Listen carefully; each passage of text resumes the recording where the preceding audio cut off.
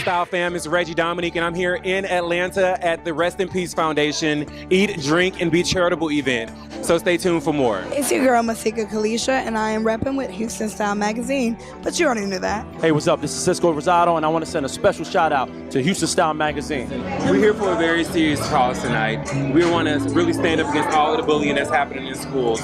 And I mean, Miss Deb did an amazing job, like a lot of money tonight. So how does it really like hit home for you, especially raising a child, knowing that she's gonna have to go into school and can face any adversities? How does that really touch home base with you? I feel like social media has given people access to people that they would never have before. Right. And it gives them this keyword courage. That's right. And we've seen suicide rate go up.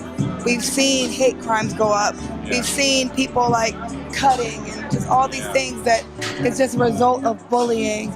And for me, being a public figure is very important. Yes, it is. I get bullied by people that wish they were in my All the position. time, absolutely. And I'm raising a little girl, a beautiful little girl. Yes. For me, like people like Miss Deb that are starting something like this is something I want her to be a part of and grow up in. You know, so it's very, very important. And I thank you for doing something and taking what you've been through and using it to help people so they don't have to go through it. And it takes a very strong woman to do that. Now, Cisco, for yourself, you're a father as well. How are you really like prepping your kids for anything that could come when they get into junior high, college, and all of that kind of stuff? I mean, it's tough, you know, having children. I mean, I moved to Atlanta to be with my children, to be a father in their life and be present and be a part of their, you know, their everyday and their school and everything. And I just see the pressures that they deal with. My daughter being older and just her having a father that's in the spotlight. You know, she's under a lot more scrutiny and ridicule from her peers. So, you know, she comes home and we talk about it. And, you know, it's real, man. The pressures of society, the pressures of the kids around you, you can't escape that.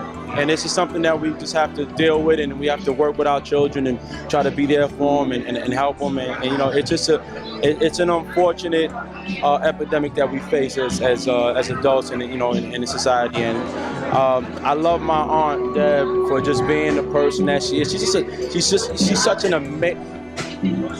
amazing person. I really couldn't find the time or the words to explain how amazing she is. So anytime we can, you know, come together and help support her in a cause that's near and dear to her, you know, we're honored to do it because, I mean, she's done so much for us and for this culture of hip hop and entertainment that, you know, we've got it. It's our job to be there for her. So I'm just honored to be here and to support my aunt. You know, I've got to say, you know, being a fan, watching the TV shows that you guys are on, it's really good to kind of come into a space like this where people are really kind of stripped down to this, literally their studs, and they show you their true vulnerability and how you guys are really here to help what's going on. On a closing note, Ms. Deb, you said something earlier that really just kind of made my skin crawl.